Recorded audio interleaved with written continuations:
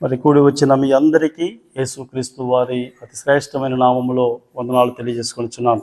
Praise the lord.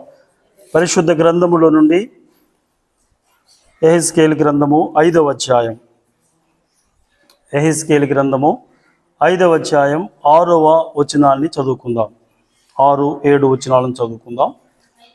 అయితే వారు నా విధులను తృణీకరించి నా కట్టడాలను అనుసరింపక దుర్మార్గతను అనుసరించుచు నా విధులను కట్టడాలను త్రోసివేసి తమ చుట్టూనున్న అన్యజనుల కంటెను దేశస్థుల కంటెను మరి అధికముగా దుర్మార్గులైరి. కాబట్టి ప్రభు అయిన యెహోవా ఇలాగు సెలవిచ్చుచున్నాడు, నా కట్టడాలను అనుసరింపకయు నా విధులను గైకొనకయు నుండి వారై మీ చుట్టూనున్న అన్యజనులకు కలిగి ఉన్న విధులనైనను అనుసరింపక మీరు మీ చుట్టూనున్న దేశస్థుల కంటే మరి అధికముగా కఠిన హృదయులైతిరి. దేవుడి పరిశుద్ధ వాక్యమును దీవించునుగాక. చిన్న ప్రార్థన చేసుకుని మనము ఈ వాక్యాన్ని ధ్యానం చేసుకుందాం. పరిశుద్ధుడు అయిన తండ్రి, ప్రేమ కలిగిన మా గొప్ప దేవుడా, నీ పరిశుద్ధమైన శ్రేష్టమైన ఘనమైన నామములకు వందనాలు స్తోత్రాలు చెల్లించుకుంటున్నాను ప్రభా. ప్రతి శుక్రవారము మేము యెహెజ్కేలు గ్రంథాన్ని ధ్యానం చేసుకోవడానికి మీరు సహాయం చేస్తున్నందుకు వందనాలు చెల్లిస్తున్నాను ప్రభా. ప్రభా, మేము చదువుకున్న లేఖన భాగమును మీరు ఆశీర్వదించి దీవించండి. అల్పుడును బలహీనుడనైన నన్ను నీ సిలువ చాటున మరుగుపరచండి ప్రభా. మీరే సూటిగా స్పష్టంగా తేటగా మాట్లాడండి. మేమందరము నీ వాక్యాన్ని అర్థం చేసుకొని వాక్యానుసారంగా జీవించే కృప అల్పులమైన మాకు అనుగ్రహించమని ప్రార్థన చేస్తున్నాం ప్రభా. చేరి వచ్చిన నీ బిడ్డలందరినీ వాక్యముతో ఆశీర్వదించమని యేసుక్రీస్తు వారి అతి శ్రేష్టమైన శక్తి కలిగిన నామములో ప్రార్థించి స్తుతించి గణపరిచి బహు వినయముగా వేడుకుంటున్నాను తండ్రి, ఆమెన్. Praise the lord. మనము గత వారము యెహెజ్కేలు గ్రంథాన్ని 5వ అధ్యాయము 1 నుంచి 5 వరకు మనము ధ్యానం చేసుకున్నాం. 5వ అధ్యాయంలో మనం గత వారము ఏం జ్ఞాపకం చేసుకున్నామంటే, మరియు ప్రభు అయిన యెహోవా ఇలాగు సెలవిచ్చెను, ఇది యెరూషలేమే గదా, అన్యజనుల మధ్య నేను దాని నుంచి తిని దాని చుట్టూ రాజ్యములున్నవి. ఇశ్రాయేలీల గురించి వ్రాయబడినటువంటి మాట ఇది. ఇశ్రాయేలీలను దేవుడు ఎక్కడ ఉంచాడంటే అన్య దేశముల మధ్య ఉంచాడు. ఇశ్రాయేలీల దేశము చుట్టూ కూడా అనేక రాజ్యములు ఉన్నవి, అనేక దేశములు ఉన్నవి. మనము పోయినసారి ఇంకొక మాటను కూడా జ్ఞాపకం చేసుకున్నాం. ఈ భూమికి మధ్య ఉంచాడు ఇశ్రాయేలీలను.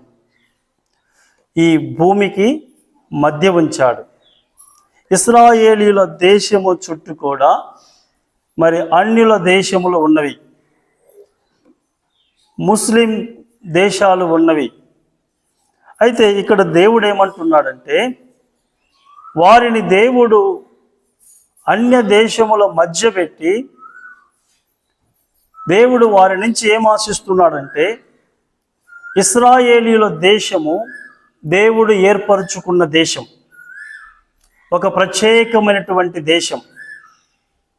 దేవుడు చాలా చిన్న దేశమే కానీ దేవుని చేత ఆశీర్వదించబడినటువంటి దేశం. ఇశ్రాయేలీల దేశమును మిగతా దేశాలకు ఒక వెలుగుగా చేశాడు దేవుడు.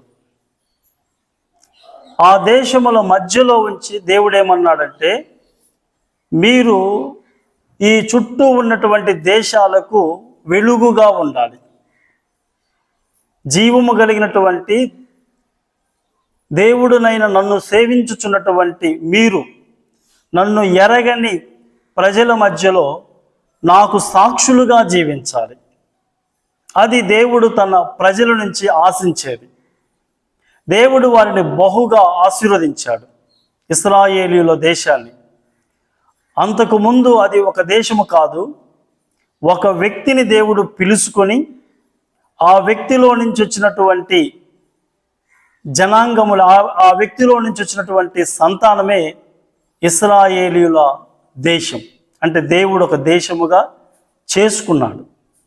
కనుక ఇక్కడ వారి మధ్యలో దేవుడు అన్యజనుల మధ్య నేను దాన్ని నుంచి తిని ఒక ఉద్దేశముతో ఉంచాడు. దేవుడు అన్యజనుల మధ్యలో, దేవుని ఎరగని ప్రజల మధ్యలో. కొన్నిసార్లు మనకు అనిపిస్తూ ఉంటుంది, అసలు నా చుట్టూ అందరూ దేవుణ్ణి నమ్ముకోని వారే, మా వీధిలో మా ఒక్క కుటుంబమే దేవుణ్ణి నమ్ముకున్నది, ఇంకెవరూ నమ్ముకోలేదు. అందరము దేవుడు నమ్ముకున్న వాళ్ళు అందరము ఒక వీధిలో ఉంటే బాగుంటుంది కదా.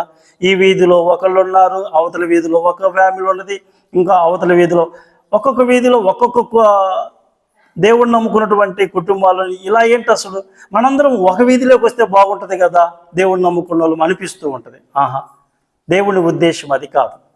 దేవుడు నమ్ముకున్న పిల్లలమైనటువంటి మనం అలా చెదిరిపోయి దేవుని ఎరగని ప్రజల మధ్యలో దేవుడు మనలను ఎందుకు ఉంచాడు అంటే దేవునికి సాక్షులముగా జీవించడానికి.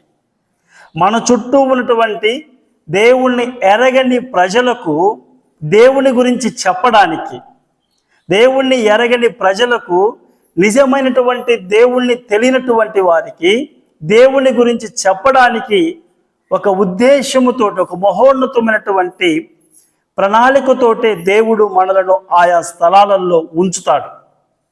దానిని మనము గుర్తించాల. ఆ ప్రజల మధ్యలో మనల్ని దేవుడు ఎందుకు ఉంచాడంటే దేవునికి సాక్షులముగా ఉంటామని. వారికి మనము సాక్షులముగా ఉండాలి. వారిని చీకటిలో ఉన్న ఆ ప్రజలను వెలుగులోకి తీసుకురావాలి. వారు జీవము కలిగినటువంటి దేవుణ్ణి తెలియనటువంటి ఆ ప్రజలకు దేవుని గురించి మనము చెప్పవలసినటువంటి అవసరత ఉన్నది.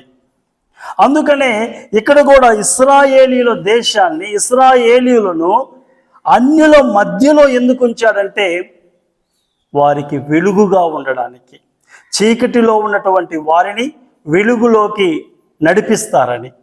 చీకటి ఆత్మ ఆ పాపముల చేత, అపరాధముల చేత చచ్చిపోయినటువంటి వారిని బ్రతికించే దేవుని దగ్గరికి వారు తీసుకొస్తారనే ఒక ఉద్దేశముతోటి దేవుడు ఏం చేశాడంటే వారిని అన్య దేశముల మధ్యలో ఉంచినట్లుగా మనము చూడగలం. మత్తయి సువార్తలో ఒక మాట మనం చదువుతాం, 5వ అధ్యాయము 16వ వచనంలో ఏం చదువుతాం మనము? మనుషులు మీ సత్క్రియలను చూసి పరలోకమందున్న మీ తండ్రిని మహిమపరుచున్నట్లు వారి ఎదుట మీ వెలుగు ప్రకాశింపనీయుడి. మన వెలుగును ప్రకాశింపనీయాలి. మన దేవుణ్ణి నమ్ముకున్నాము అని వారికి తెలియాలి. మనము దేవుని బిడ్డలం, జీవము కలిగినటువంటి దేవుణ్ణి మనం సేవిస్తున్నాము, మన వెలుగు సంబంధులము, మన పరలోక సంబంధులం. భూమి ఆకాశములను సృష్టించిన సృష్టికర్తను మనం సేవించుచున్నాము, జీవము కలిగినటువంటి దేవుణ్ణి మనం సేవించుచున్నాము. దేవుడు మనలను ఒక ప్రత్యేకమైనటువంటి జనాంగముగా చేశాడు. మనము సేవించుచున్నటువంటి దేవుడు ప్రేమామయుడు. మనం సేవించుచున్న దేవుడు క్షమించుటకు సిద్ధ మనస్సు కలిగిన దేవుడు. మనము సేవించుచున్న దేవుడు ఆయన వెలుగై ఉన్నాడు. ఆయన ఆశ్చర్యకరమైనటువంటి వెలుగై ఉన్నాడు. మనం సేవించుచున్న దేవుడు నిజమైన దేవుడై ఉన్నాడు. ఆ దేవుణ్ణి మనము కలిగి ఉన్నాం. ఆ దేవుని గుణగణాలను మన చుట్టూ ఉన్న వారికి మనము చూపించాలి.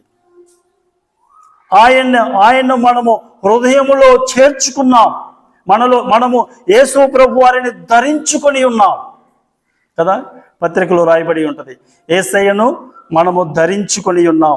కనుక సత్క్రియలను మనము చేయాలి.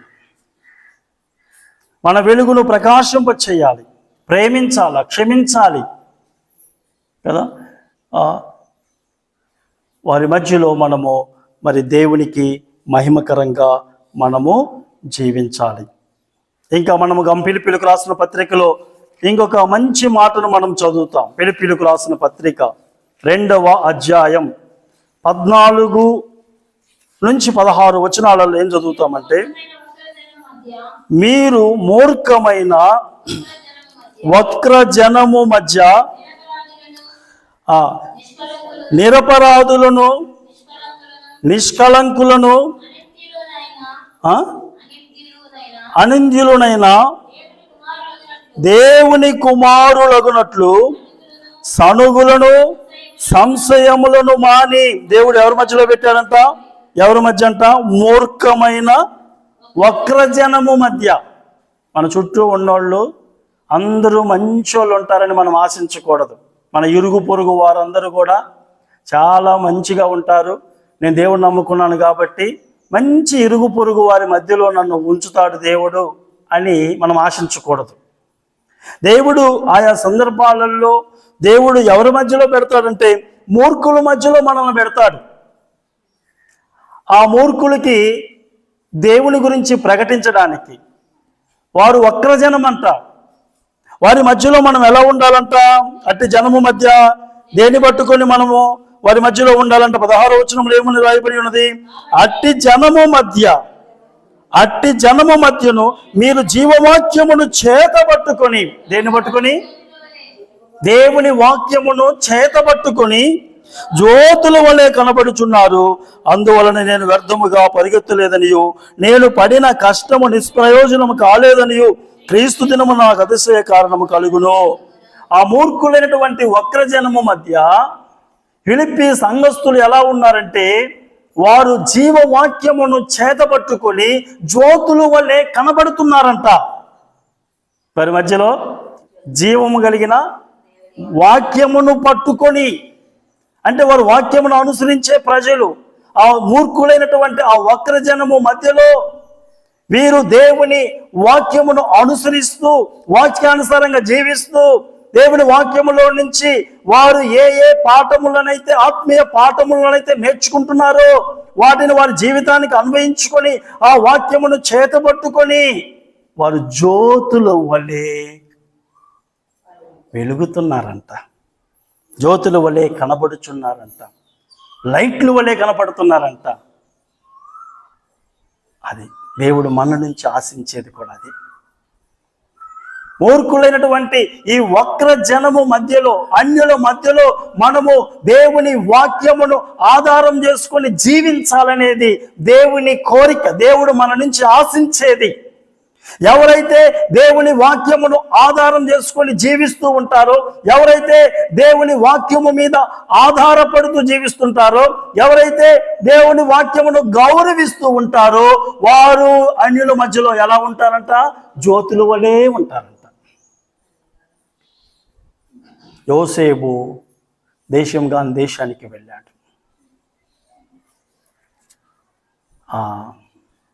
ఫరో ఏమంటాడంటే, నీ వలే, ఆ కలభావం చెప్పిన తర్వాత, నీ వలే దేవుని ఆత్మ కలిగినటువంటి వ్యక్తిని మేము కనుగొనగలమా అంటాడు. అన్యుడు సాక్ష్యం ఇస్తాడు ఆ మాట. నువ్వే ఉండాలా నాయకునిగా, ఆర్థిక శాఖ మంత్రిగా నువ్వే ఉండి ఈ పంట అంతటిని 7 సంవత్సరాలలో పండే పంట అంతటిని నువ్వేం చేయాలి? స్టోర్ చేయాల. వీటి వెంట వచ్చే ఆ కరువు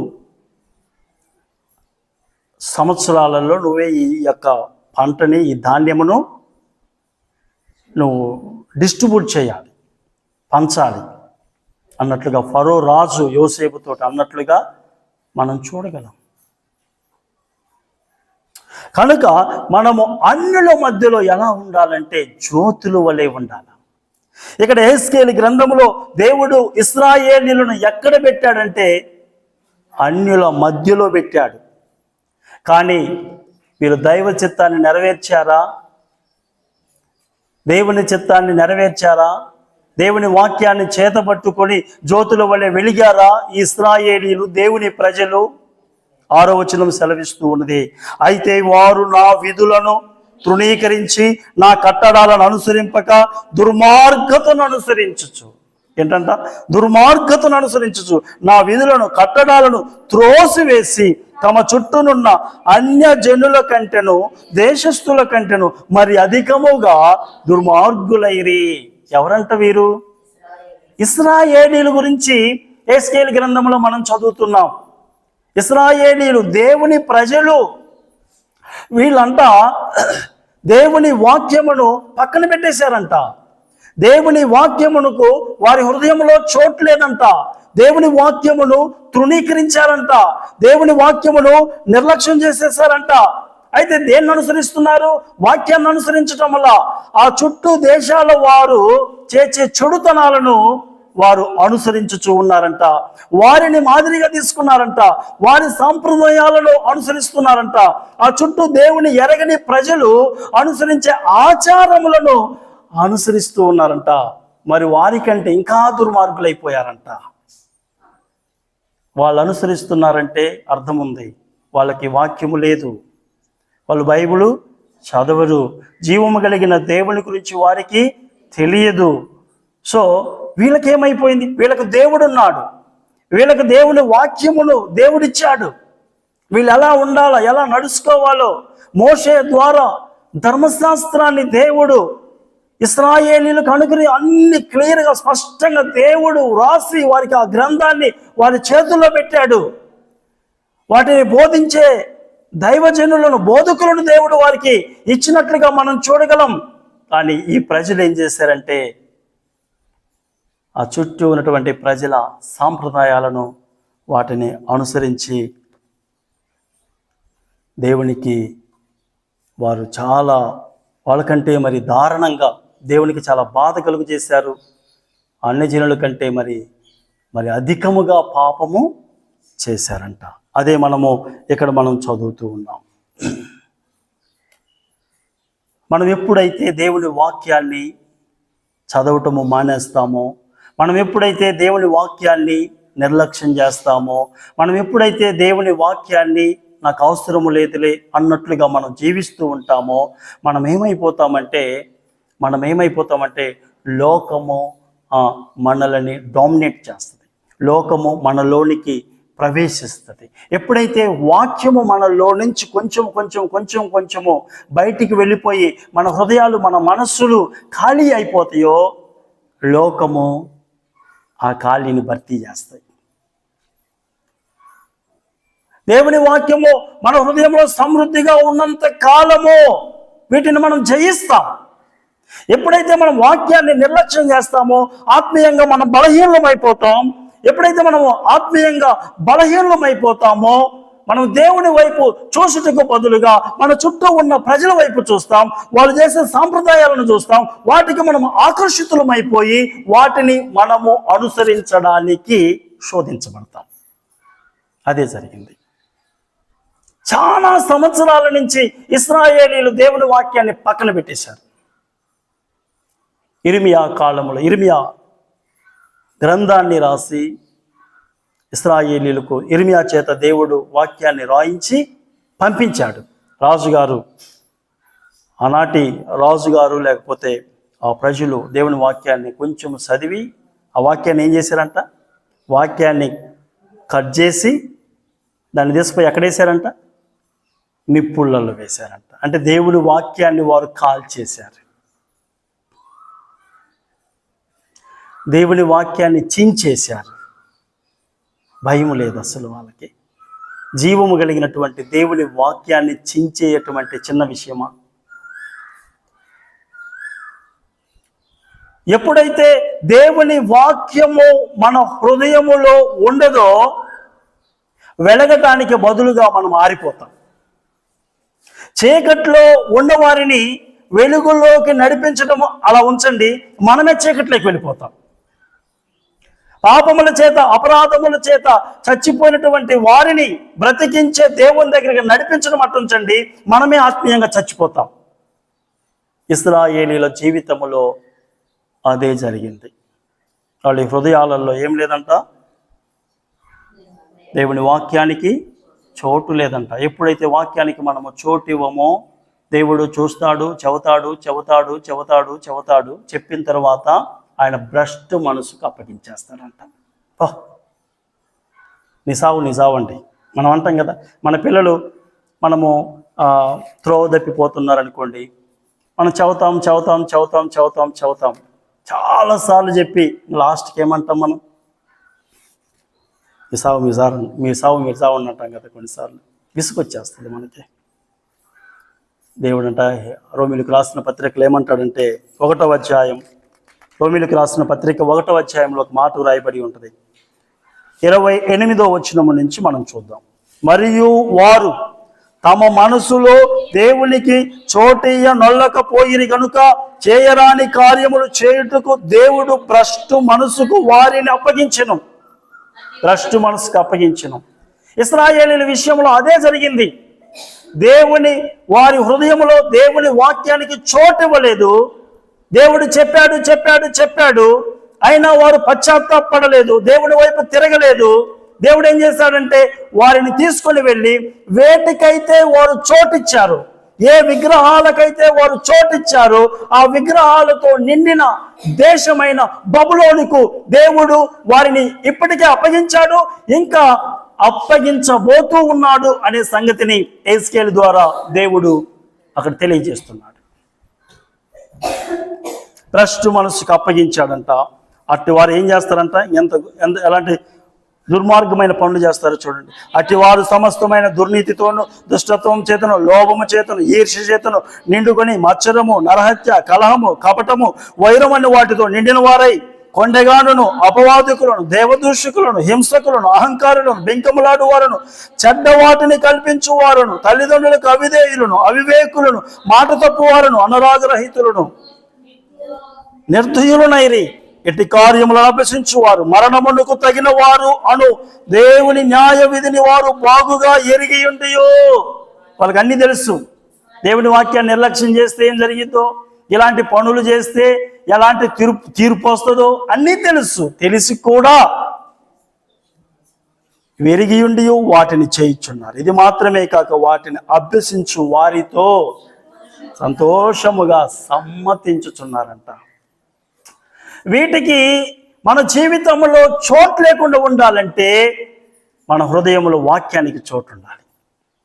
మన వాక్యానికి చోటు ఇవ్వాలి. 119వ కీర్తన 11వ వచనంలో ఏమి రాయబడి ఉంటుంది? కీర్తనకారుడు ఏమంటాడంటే, నీ ఎదుట పాపము చేయకుండానట్లు నీ వాక్యమును నా హృదయములో ఉంచుకొని ఉన్నాను. దేవుని వాక్యము మన హృదయములో ఉంటే మనము పవిత్రంగా జీవిస్తాం. పాపానికి చోటు ఉండదు. పాపము మీద విజయాన్ని దేవుడు అనుగ్రహిస్తాడు. పాపము ఓడిపోతుంది. లేకపోతే వాక్యము మన హృదయములో, మనసులో లేకపోతే మనం ఓడిపోతాం. లోకము జయిస్తుంది. లోకము మనలోనికి వస్తుంది. లోకము మనలోనికి వచ్చి మన చేత చెయ్యకూడని పనులన్నీ మన చేత చేయిస్తుంది. దేవునికి బాధ కలిగించేవన్నీ ఈ లోకము మన చేత చేయిస్తుంది. 7వ వచనములో ఏమంటాడంటే, కాబట్టి ప్రభువైన యెహోవా ఇలాగు సెలవిచ్చుచున్నాడు, నా కట్టడాలను అనుసరింపకయో నా విధులను గైకొనకయో ఉండువారై మీ చుట్టూనున్న అన్యజనులకు కలిగి ఉన్న విధులనైనను అనుసరింపగా మీరు మీ చుట్టూన్న దేశస్థులు కంటే మరి అధికముగా కఠిన హృదయులైతిరి. వాళ్ళకంటే ఘోరంగా బహు ఘోరంగా మీరు పాపం చేస్తూ ఉన్నారు. 8వ వచనంలో అంటాడు, అప్పుడు ఏమైందని, కావున ప్రభువైన యెహోవా నేను నీకు విరోధినైతిని, అన్యజనులు చూచుచుండగా నీకు శిక్ష విధింతును. నేను నీకు విరోధిని అయితిని. ఎప్పుడైతే మనకు వాక్యము వద్దు అనుకుంటామో, వాక్యము వినటానికి మనం ఇష్టపడమో, బైబుల్ చదవడానికి మనం ఇష్టపడమో, ఆత్మ సంబంధమైన కార్యాల పట్ల మనము సంతోషించమో, ఎప్పుడైతే ఈ లోక సంబంధమైనటువంటి వాటికి మనం చోటిస్తామో, ఈ లోక సంబంధమైనటువంటి వాటిని అనుసరిస్తామో, దేవుడు ఏం చేస్తాడంటే దేవుడు మనకు శత్రువు అవుతాడు. దేవుడు మనకు విరోధి అవుతాడు. దేవుడే మనకు విరోధి అయితే ఈ లోకంలో ఏవి మనకు అనుకూలంగా పనిచేస్తాయి చెప్పండి? దేవుడే మనకు శత్రువు అయితే ఈ లోకంలో ఏవి మనకు అనుకూలంగా పనిచేస్తాయి? దేవుడే శత్రువు అయితే మనకి ఏవి కూడా అనుకూలంగా ఉండవు. ఇక అన్నీ ప్రతికూలంగా మారిపోతాయి పరిస్థితులన్నీ కూడా. ఇశ్రాయేలీయుల జీవితంలో అదే ప్రారంభమైంది. వారి జీవితంలో అన్నీ ప్రతికూలంగా మారిపోతున్నాయి. ఇదేది వెంటనే జరిగింది కాదు. చాలా దినాల నుంచి దేవుడు వారితో మాట్లాడుతున్నాడు. చాలా దినాల నుంచి దేవుడు వారిని హెచ్చరిస్తూనే ఉన్నాడు. ఏది మంచిది కాదో, ఏది మంచిదో వారిని దేవుడు అనేక మంది ప్రవక్తలను లేపి దేవుడు వారిని హెచ్చరిస్తూ ఉన్నాడు. వారు దేవునికి అవిధేయత చూపిస్తూ ఉన్నారు. దేవుని మాటలను వారు పెడసవిన పెట్టారు. దేవుని వాక్యమును విన్నట్లుగా వారు జీవించారు. భయంకరమైనటువంటి విగ్రహారాధనలోనికి దేవుని ప్రజలు వెళ్ళిపోయారు. ఎంత బాధకరమో చూడండి, ఎంత విచారకరమో. మనము విచారకరమైనటువంటి విషయాన్ని మనము చదువుతూ ఉన్నాం. దేవుని మహిమను, దేవునికి ఇవ్వవలసినటువంటి మహిమను వారు వేటికి ఇవ్వడం ప్రారంభించారు? వారు వేటికి ఇవ్వడం ప్రారంభించారంటే విగ్రహాలకు ఇవ్వడం ప్రారంభించారంట. అందుకని దేవుడు అంటున్నాడు, నేను నీకు విరోధి నైతిని. యాకోబు పత్రికలో 4:4 ఏముంటుందంటే, వ్యభిచారులారా, ఈ లోక స్నేహము దేవునికి వైరమని మీరు ఎరుగరా? ఎవడైనను ఈ లోకముతో స్నేహము చేయగోరిన ఎడల నేను వానికి ఏమవుతానంట? శత్రువు అవుతాడంట. లోకమునైనను, లోకములో ఉన్న వాటినైనను మనము ప్రేమించకూడదు. లోకములో ఉన్నవన్నీ కూడా నేత్రాశ, శరీరాశ, నేత్రాశ, జీవపు డంబం, ఇవేవి కూడా దేవుని వలన పుట్టినవి కావు. వీటిని మనం ప్రేమించకూడదు. అవేవి కూడా దేవుని వలన పుట్టినవి కావు. వాటిని మనము ప్రేమిస్తే దేవుడు మనకు శత్రువు అవుతాడు. అందుకనే మనము దేవుణ్ణి ప్రేమించాలి, దేవుని వాక్యాన్ని ప్రేమించాలి, దేవుని సన్నిధిని ప్రేమించాలి, దేవుని బిడ్డల సహవాసాన్ని ప్రేమించాలి, దేవునితో సహవాసం చేయటానికి ఇష్టపడాలి, దేవునితో గడపటానికి మనము ఇష్టపడాలి. అందుకని దేవుడు ఇక్కడ ఏమంటున్నాడంటే, భయంకరమైనటువంటి శిక్షను, శ్రమను వారి మీదకి పంపిస్తానని దేవుడు మాట్లాడుతున్నాడు. వాళ్ళందరూ చూస్తుండగా నీ మీదికి నేను భయంకరమైన శిక్షను విధింతును. 9వ వచనములో చూడండి, నీ హేయ కృత్యములను బట్టి పూర్వమందు నేను చేయని కార్యమును ఇక మీదట నేను చేయబూను కొనని కార్యమును నీ మధ్య జరిగింతును. నేను నీ మీదికి పంపించబోయే శిక్ష ఇంతకుముందు ఎప్పుడూ నువ్వు చూడలేదు, ఇక చూడవు కూడా. అలాంటి ఘోరమైనటువంటి శిక్ష నీ మీదికి రాబోతుంది. కారణం ఏంటి? పాపం. కారణం ఏంటి? ఇశ్రాయేలీలు వాక్యమును పక్కన పెట్టేశారు, జీవము కలిగిన దేవుణ్ణి పక్కన పెట్టేశారు. ఆలయములోనికి విగ్రహాలను తెచ్చుకొని వాటికి పూజించడం ప్రారంభించారు. దేవునికి ఎంత బాధేస్తుంది. దేవుడు చాలా బాధపడుతూ ఈ మాటలు మాట్లాడుతున్నాడు, చాలా బాధపడుతున్నాడు. వాళ్ళకంటే దేవుడు ఓర్చుకున్నాడు. ఎన్నో సంవత్సరాలు ఓర్చుకున్నాడు వారిని, సహించాడు వారిని. పాపము పండింది. మనం దేవునికి వ్యతిరేకంగా మనం వెళుతూ ఉన్నప్పుడు దేవుడు మాట్లాడుతూ ఉంటాడు, దేవుడు ఓర్చుకుంటుంటాడు, దేవుడు సహిస్తూ ఉంటాడు, దేవుడు మౌనముగా ఉన్నట్లుగా అనిపిస్తూ ఉంటుంది. దయచేసి దేవుని మౌనము మనము దేవుని వాక్యానికి వ్యతిరేకంగా చేసే వాటిని దేవుడు సమర్థించినట్లు కాదు. దేవుడు మనకు అవకాశం ఇస్తున్నాడు సరి చేసుకోమని, దేవుడు మనకు అవకాశం ఇస్తున్నాడు పద్ధతి మార్చుకోమని, దేవుడు మనకు అవకాశం ఇస్తున్నాడు పశ్చాత్తాపడి మళ్ళా దేవునితో మనకున్న సహవాసాన్ని పునరుద్ధరించుకోమని. అది కొంతమంది దేవుడు మౌనమును ఎలా తీసుకుంటారంటే, నేను చేసే దేవుని వాక్యానికి వ్యతిరేకంగా నేను చేసే ప్రతిదాన్ని కూడా దేవుడు ఆమోదిస్తున్నాడేమో అనుకుంటారు. దేవుడు ఎప్పుడు పాపాన్ని ఆమోదించడు. దేవుడు ఎప్పుడు కూడా పాపమును చూసి చూడనట్లుగా ఉండడు. ఆయన అస్సలు ఉండడు. పాపాన్ని దేవుడు ద్వేషిస్తాడు, పాపాన్ని దేవుడు అసహించుకుంటాడు. ఇశ్రాయేలీలు చేయరాని కార్యములు చేశారంట, దుర్మార్గమైన పనులు చేశారంట, అపవిత్రమైన పనులు చేశారంట. ఇప్పుడు దేవుడు అంటున్నాడు, ఇప్పుడు దాకా మీరు బాధ పెట్టారు నన్ను, ఇన్ని సంవత్సరాలు నా హృదయాన్ని బద్దలు చేశారు, మీరు చేయకూడని పనులు చేసి. ఇప్పుడు నేను మీ మీదికి పంపించే ఆ తీర్పు, ఆ శిక్ష ఎలా ఉండబోతుందంటే మీరు ఎప్పుడు చూసి ఉండరు. అసలు ఎవ్వరు కూడా దీన్ని ఆపలేరు, అసలు ఎవరూ ఆపలేరు. అలాంటిది మీరు చూడబోతున్నారు. 10వ వచనములు అంటాడు, కావున నీ మధ్య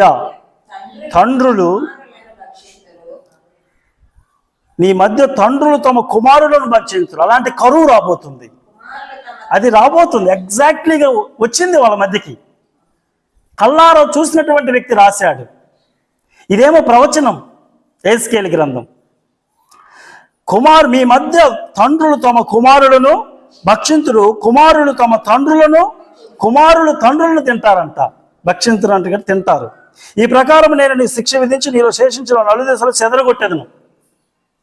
ఎలాంటి ఘోరమైనటువంటిది రాబోతుందంటే, తండ్రులు కొడుకులు తింటారంట, కుమారులు తండ్రులు తింటారంట. ఎందుకు తింటారు? ఆకలి, కరువు, ధాన్యం అయిపోయింది. నెబుకద్నెజర్ రాజు సైన్యాన్ని తీసుకుని వెళ్ళి పట్టణము చుట్టుముట్టాడు. లోపలికి వెళ్ళే సప్లై అన్నీ ఆగిపోయినాయి, తినడానికి ఆహారం లేదు. ఒక రోజు అంటే ఉంటాం, 2 రోజులు అంటే ఉంటాం, ఒక వారం అంటే ఉంటాం, ఎన్ని రోజులు ఉండగలం ఆకలితోటి. ఆకలికి తట్టుకోలేక వాళ్ళు ఒకరినొకరు చంపుకొని తిన్నారంట. తల్లులు కూతుర్లని చంపుకొని తిన్నారంట. ఇర్మియా ప్రవక్త ఎన్నో సంవత్సరాలు వారికి బోధించాడు. 40 సంవత్సరాలు దయచేసి దేవుని వాక్యానికి దూరం కావద్దు. మీరు ఇలా జీవించడం మంచిది కాదు. దేవుని తీర్పు రాబోతూ ఉన్నది. మీరు ఇలానే ఉన్నట్లయితే దేవుని యొక్క తీర్పు నెబుకద్నెజర్ రూపంలో రాబోతూ ఉన్నది. బబులోను దేశానికి 70 సంవత్సరాలు మీరు చెరగొనిపోతారు. చాలా జాగ్రత్త పడండి. దేవుని వాక్యాన్ని విన్నారే కానీ వారికి అనుకూలంగా బోధించలేదని ఇర్మియాను బాధ పెట్టారే కానీ దేవుడు వారిని ప్రేమిస్తున్నాడు, దేవుడు వారిని హెచ్చరిస్తున్నాడు, దేవుడు వారిని గద్దిస్తున్నాడు అనే సంగతిని వారు పెడచెవిని పెట్టారు.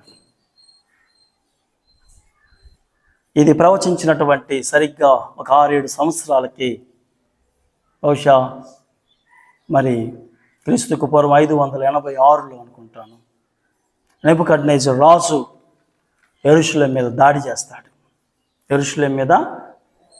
చేస్తాడు. అప్పటికి ఇంకా ఆ దాడి జరుగుతూ ఉన్నప్పుడు ప్రవక్త అయినటువంటి ఇర్మియా ఇంకా బ్రతికున్నాడు.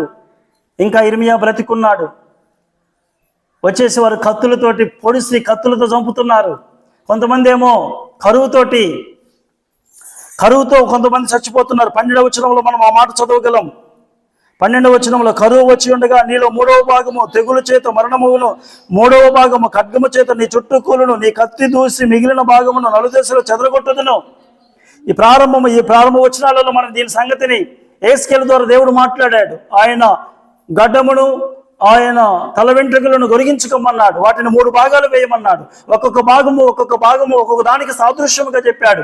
ఒక భాగమేమో కత్తితో చనిపోతాడు, అనగా పట్టణములో ప్రజలు 3 భాగాలుగా విభజిస్తే ఒక భాగము కత్తితో చచ్చిపోతారు, ఇంకొక భాగము కరువుతో చచ్చిపోతారు, ఇంకొక భాగము చెదరగొట్టబడతారు. దేవుడు చెప్పాడు ఆ మాట. ఎహెజ్కేలుతో దేవుడు మాట్లాడుతున్నాడు. అలానే జరిగింది. 586లో BCలో నెబుకద్నెజర్ రాజు తన సైన్యంతో వెళ్ళాడు. అప్పటికే ఇర్మియా పెద్దవాడై ఉన్నాడు, ముసలి వృద్ధాప్యంలో ఉన్నాడు.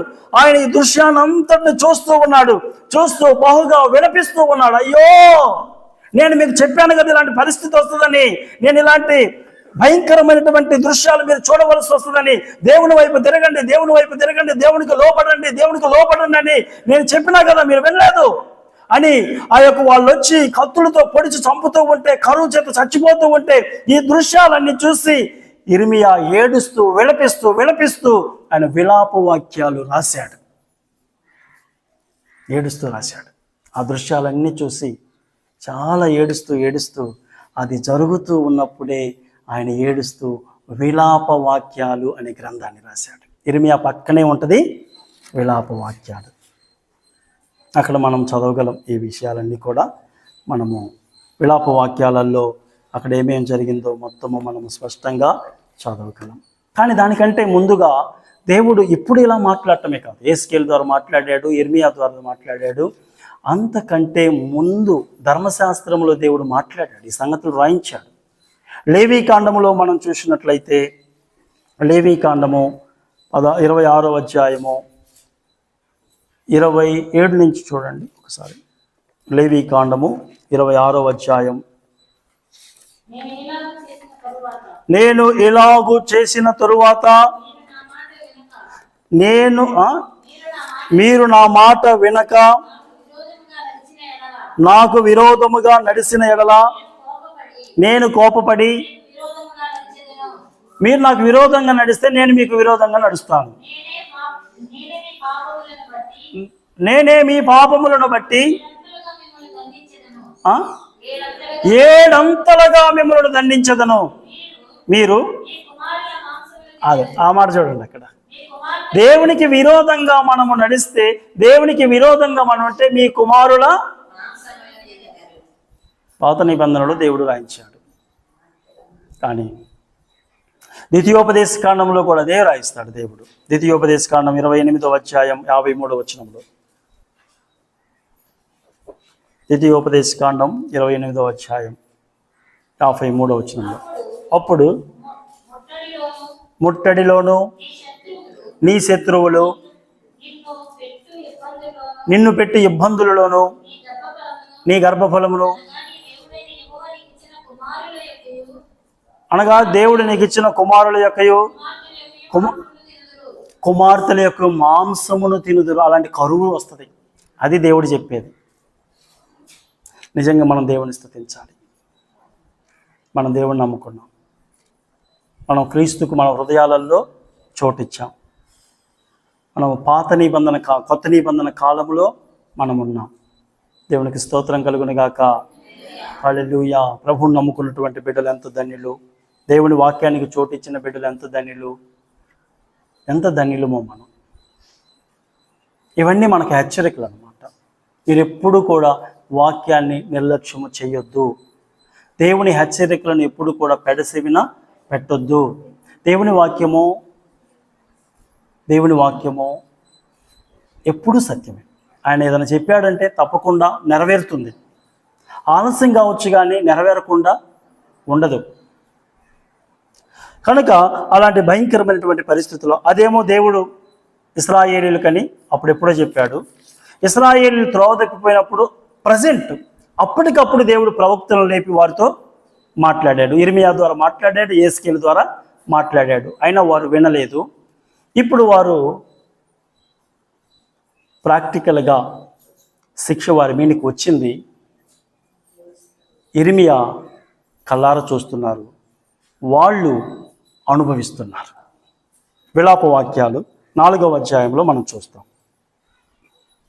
విలాప వాక్యాలు 4వ అధ్యాయం 9 నుంచి మనం చదువుతాం. ఇప్పుడు అది ఆయన లైవ్లో చూస్తూ రాస్తున్నాడు ఈ మాటలు.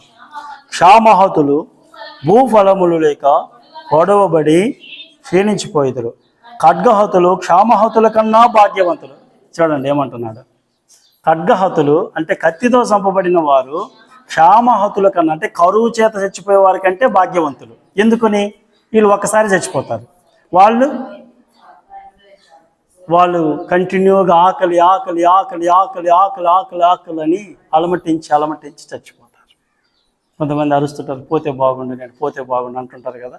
కొంతమంది చాలా నరకయాతన పడి చచ్చిపోతూ ఉంటారు. కొంతమంది సడన్గా చచ్చిపోతే అబ్బాయి ఎంత మంచి సాగు అంటాం మనం. అలా కాకుండా కొంతమంది దీర్ఘకాలికంగా బాధపడి చచ్చిపోతారు. వారి బ్యాక్ అంతా పుండ్లు పడి చనిపోతారు. చాలా నరకం అనిపిస్తారు. అలా అంటారు, తొందరగా తీసుకుపోతే బాగుంటుంది. అదే ఇక్కడ ఇర్మియా చూస్తున్నాడు. ఇంకా ఏం చూస్తున్నాడు? 10వ వచనం. వాత్సల్యత గల స్త్రీల చేతులు తాము కనిన పిల్లలను వండుకొనెను. ప్రేమ కలిగిన తల్లులే వాళ్ళు, ప్రేమ లేని మూర్ఖులేం కాదు. కానీ ఆకలికి తట్టుకోలేక వాళ్ళ పిల్లలను చంపుకొని తిన్నారంట. నా జనులో కుమారికి వచ్చిన నాశనములో వారి బిడ్డలు వారికి ఆహారమైరి. యెహోవా తన ఉగ్రత నెరవేర్చి తన కోపాగ్నిని కుమ్మరించెను. సియోనులో ఆయన అగ్ని రాజబెట్టెను, అది దాని పునాదులను కాల్చివేసెను. చూసారమ్మా, ఇదంతా జరిగింది. ఇర్మియా ఈ సంగతి జరిగిద్దని ఎప్పుడో చెప్పాడు, కానీ వారు వినలేదు. దేవుని మాటలు వింటే ఎంత మంచిది. దేవుని వాక్యము మనం వింటే మనకెంతో ఆశీర్వాదం. అది ఇర్మియా యెహెజ్కేలు గ్రంథంలో చూసినట్లయితే వాళ్ళ మీనికి వచ్చే ఆ శిక్షను మనం చదువుతూ ఉన్నాం. 5వ అధ్యాయంలో ఇంకా ఎలా వారు దేవుని శిక్ష ఎలా వచ్చిందో, నా కోపము తీరును, వారి మీద నా ఉగ్రత తీర్చుకొని నన్ను ఓదార్చుకుందును. దేవుడు చాన్నాళ్ళ నుంచి వారితో చాన్నాళ్ళ నుంచి బాధపడుతున్నాడు.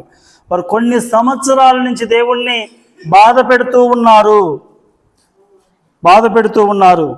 నేను వారి మీద నా ఉగ్రత తీర్చుకున్న కాలమున యెహోవానైన నేను ఆసక్తి గలవాడు ఇలాగూ సెలవిచ్చుతునని వారు తెలుసుకుందురు.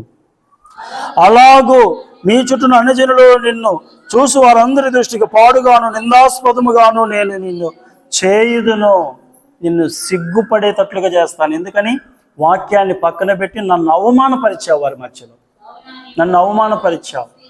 నా వాక్యాన్ని గౌరవించలేదు, నన్ను గౌరవించలేదు. కనుక నేను వారి మధ్యలో నిన్ను కూడా అవమానపరుస్తాను. నిన్ను ఎగతాళికి కారణముగా చేస్తారు. నిన్ను చూసే వాళ్ళందరూ ఎగతాళి చేస్తారు. నిన్ను చూసే వాళ్ళందరూ అపహాస్యం చేస్తారు. ఎందుకని? నన్ను కూడా నువ్వు అవమానపాలు చేసావు కాబట్టి. నా నామమును నువ్వు గౌరవించలేదు, నా నామమును నువ్వు గణపరచలేదు వారి మధ్యలో. నేను నిన్ను వారి మధ్యలో ఎందుకు ఉంచాను? నాకు సాక్షిగా ఉంటావని ఉంచాను. దేవుడంటే ఇలా ఉంటాడా? దేవుడంటే ప్రేమ కలిగిన వాడా? దేవుడంటే దీనత్వం కలిగిన ఆయన? దేవుడంటే సాత్వికుడా? దేవుడంటే ఎలా ఉంటాడో నేను నీ ద్వారా నీలో ఉండి ఈ లోకానికి బయలుపరుచుకోవాలని ఆశ కలిగి ఉన్నాను. కానీ నువ్వేం చేశావు? నన్ను చూపించకుండా, నాకు సాక్షిగా కాకుండా నన్ను పక్కన పెట్టి నన్ను ఈ లోకానికి కనబడకుండా చేశావు. నన్ను ఈ లోకానికి ఈ లోకానికి నన్ను చూపించలేదు. నువ్వు నన్ను దాచిపెట్టేశావు. నన్ను ఎక్కడో ఒక బాక్స్లో పెట్టినట్టుగా ఉంచేసావు. ఈ లోకానికి నేను ఎవరో తెలియకుండా చేసేసావు. నువ్వు నిన్ను అక్కడ ఉంచింది ఎందుకంటే నీ ద్వారా వాళ్ళతోటి నేను బయలుపరుచుకోవాలని ఆశపడ్డాను.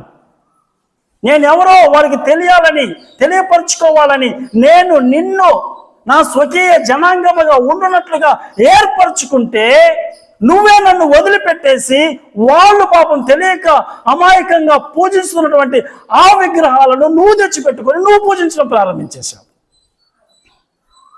దేవునికి ఎంత బాధ వేసిందో చూడండి.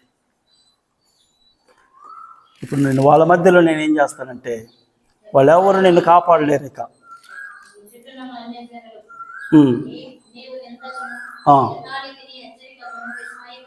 15వ వచనంలో ఏమంటాడు? కావున నీ పోషణాధారము తీసివేసి, ఎంత భయంకరమైన మాట చూడండి, నీ పోషణాధారమును తీసివేసి. తప్పిపోయిన కుమారుడి విషయంలో ఇదే జరిగింది. సమృద్ధిగా ఉన్నప్పుడు తండ్రికి దూరం అయిపోయాడు, దూరదేశం వెళ్ళిపోయాడంట. కొంతమంది దేవుడికి దూరం అయిపోతారు స్వేచ్ఛగా బ్రతకొచ్చని. నిజమైన స్వేచ్ఛ దేవుని దగ్గర ఉంటుంది. నిజమైన స్వేచ్ఛ దేవునికి దగ్గర జీవించటంలో ఉంటుంది. తప్పిపోయిన కుమారుడు ఏమనుకున్నాడంటే తండ్రి దగ్గర ఉంటే నాకు స్వేచ్ఛ లేదు అని దూరదేశం వెళ్ళిపోయాడంట. అక్కడికి వెళ్ళి తన డబ్బంతటిని కూడా ఖర్చు పెట్టుకున్నాడంట. వేశ్యలకు ఖర్చు చేశాడంట, దుర్వ్యసనాలకు ఖర్చు చేశాడంట. ఎంత డబ్బున్నా కానీ ఊర ఖర్చు పెట్టుకుంటుంటుంటుందా గారు? కొండ అంత ఉన్నా కానీ, కొండ అయినా కానీ రోజు కొంచెం దవ్వుతుంటే కరిగిపోద్ది. ఎంత డబ్బు ఉన్నా కానీ కూర్చొని తింటుంటే ఉంటుందా? తప్పిపోయిన కుమారుడు రోజు ఖర్చు పెడతా ఉన్నాడు. సంపాదన లేదు, పనికి పోయేది లేదు, డబ్బులు అయిపోయింది. ఒకరోజు ఏమైపోయింది? ఇక ఆకలి. ఈ బాధ చాలా బాధ, ఆకలి బాధ. పశువులు తినే పొట్టుతో తినాలని ఆశపడ్డాడంట, అది కూడా దొరకలేదంట. అప్పుడు బుద్ధి వచ్చిందంట. ఆకలి వేసినప్పుడు తప్పిపోయిన కుమారుడు అప్పుడు బుద్ధి తెచ్చుకొని పశ్చాత్తాపడి నా తండ్రి దగ్గరికి వెళ్ళి, కుమారుడును అనిపించుకున్నట్టుకు నేను యోగ్యుడును కాదు, నా తండ్రి దగ్గర చాలామంది కూలి వాళ్ళు ఉన్నారు, ఆ కూలి వాళ్ళలో ఒక కూలివానిగా నేను చేరుతాను అని వచ్చాడంట. కానీ పశ్చాత్తాపడి తిరిగి వచ్చాడు. తండ్రి ఆ కుమారుణ్ణి కూలోడిలాగా చేర్చుకోలేదు. చెప్పులు తీసుకొచ్చి తొడిగించండి అన్నాడు. దాని అర్థం ఏంటి? ఆ రోజులలో దాసులు చెప్పులు తొడుక్కోరు. నేను దాసునిగా ఉండటానికని చెప్పులు లేకుండా వచ్చాడు. నో, నేను నిన్ను దాసునిగా స్వీకరించను, నువ్వు నా కుమారునిగానే స్వీకరిస్తాను అని చెప్పులు తొడిగిస్తాడు. హత్తుకున్నాడు, మెడ మీద పడి ముద్దు పెట్టుకున్నాడు, ప్రేమతో చేర్చుకున్నాడు. మన ప్రేమ కలిగిన మన దేవుడు అంత ప్రేమ కలిగిన ఆయన. మనం ఎంత దూరం వెళ్ళినా దేవునికి పశ్చాత్తాపడి తెలుసుకొని దేవుని దగ్గరికి వస్తే మనల్ని హత్తుకొని చేర్చుకుంటాడు. తోసివేయను, నా యొద్దకు వచ్చే వారిని నేను ఎంత మాత్రమునో తోసివేయను.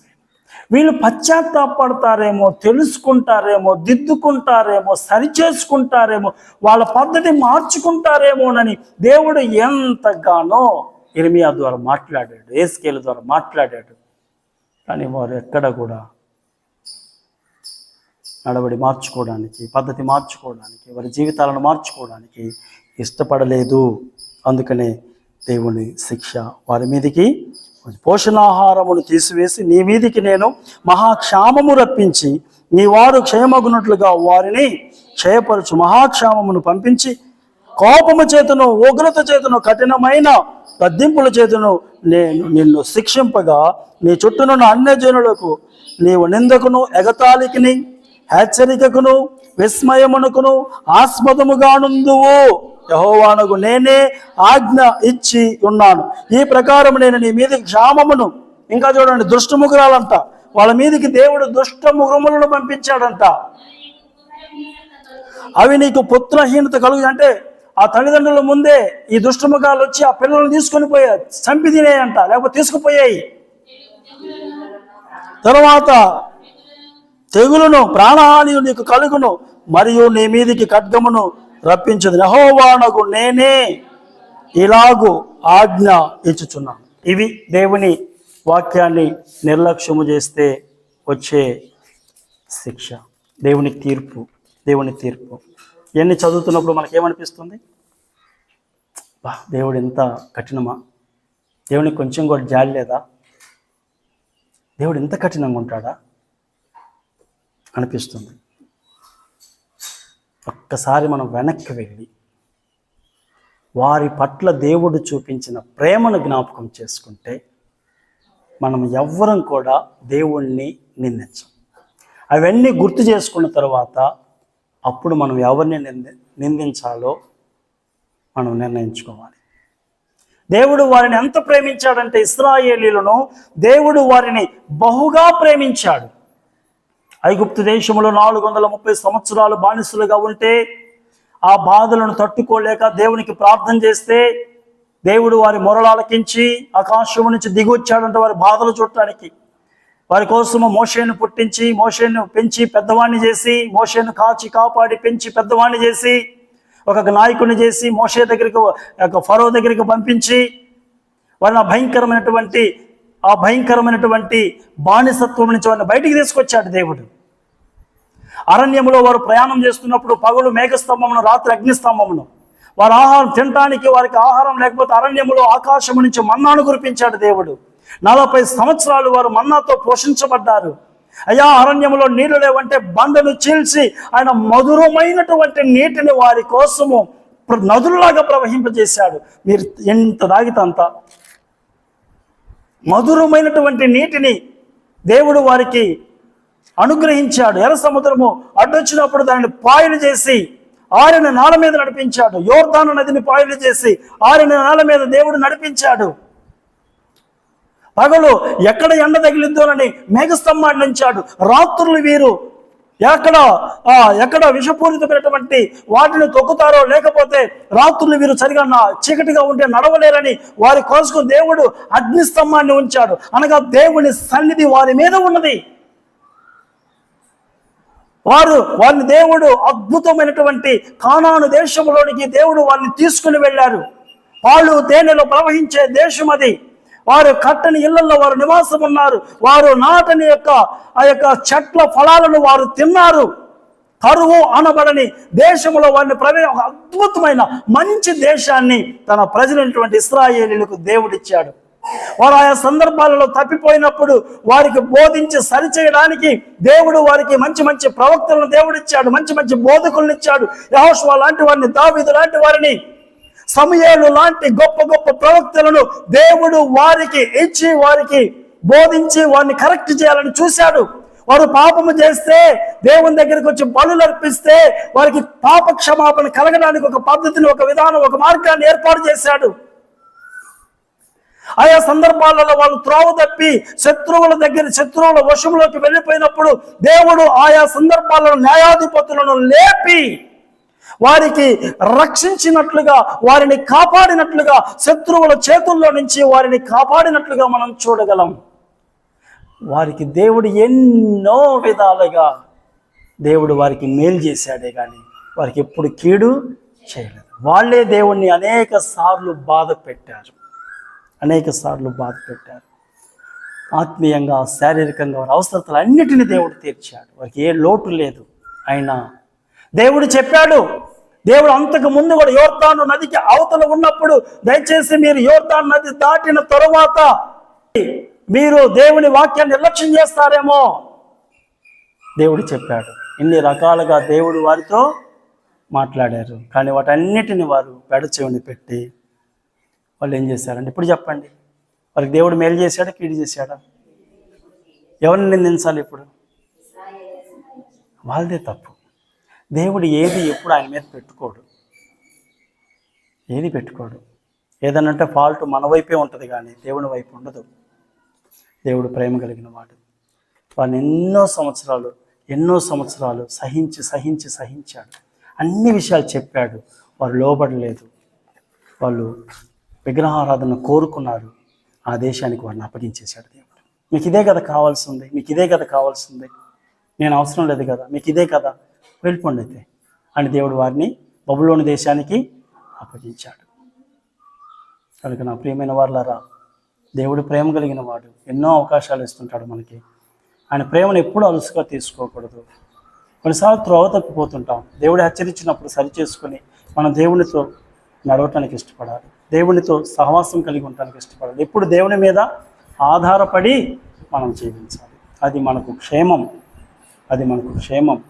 కనుక మనందరం కూడా ఇవన్నీ మనకు హెచ్చరికలు. పాపము విషయంలో మనం ఎంత జాగ్రత్తగా ఉండాలో, దేవుని వాక్యము విషయంలో మనం ఎంత జాగ్రత్తగా ఉండాలి, వాక్యం మీద ఎలా ఆధారపడి జీవించాలో ఇది మనకి హెచ్చరికలు. కనుక మనం ఇశ్రాయేలీయుల వలె కాకుండా మనం ఎప్పుడు దేవుని వాక్యం మీద ఆధారపడుతూ వాక్యాన్ని ఆధారం చేసుకుని మనం జీవిస్తాం. దేవుడు తప్పకుండా మనల్ని ఆశీర్వదిస్తాడు. అట్టి కృప దేవుడు మనకు అనుగ్రహించును గాక. ఆమేన్. హల్లెలూయా. ప్రార్థన చేసుకుందాం. దయచేసి అందరు కళ్ళు మూసుకున్నట్లయితే ప్రార్థన. ప్రేమ కలిగిన తండ్రి, మహోన్నతుడు అయిన మా గొప్ప దేవుడా, నీ పరిశుద్ధమైన, శ్రేష్టమైన, ఘనమైన నామమునకు వందనాలు, స్తోత్రాలు చెల్లించుకుంటున్నాను ప్రభువా. యెహెజ్కేలు గ్రంథంలో నుంచి అనేక విషయాలు మాతో మాట్లాడావు. అవన్నీ మాకు హెచ్చరికలు నాయన. ఇశ్రాయేలీయులలాగా మేము నీ వాక్యాన్ని నిర్లక్ష్యం చేయకుండా సహాయం దయచేయండి. ఇశ్రాయేలీయులలాగా నిన్ను ప్రభువా మేము దూరం చేసుకోకుండా సహాయం దయచేయండి. ఇశ్రాయేలీయులలాగా నిన్ను మేము శత్రువులుగా చేసుకోకుండా సహాయం దయచేయండి ప్రభువా. ఇప్పుడు నీ మీద ఆధారపడి నీకు మహిమకరంగా జీవించడానికి సహాయం దయచేయండి ప్రభువా. నీ మాటలను విన్న నీ బిడ్డలందరినీ మీరు ఆశీర్వదించండి. మేము విన్న వాక్యాన్ని మా హృదయాలలో నాటి ఫలింప చేయి ప్రభువా. వాక్యానుసారంగా జీవించే కృపను గ్రహించమని సహాయం దయచేయండి. యేసుక్రీస్తు వారి అతి శ్రేష్టమైన శక్తి కలిగిన నామములో ప్రార్థించి స్తుతించి గణపరిచి బహు వినయముగా వేడుకుంటున్నాను తండ్రి. ఆమేన్. Praise Lord. అందరికీ వందనాలు.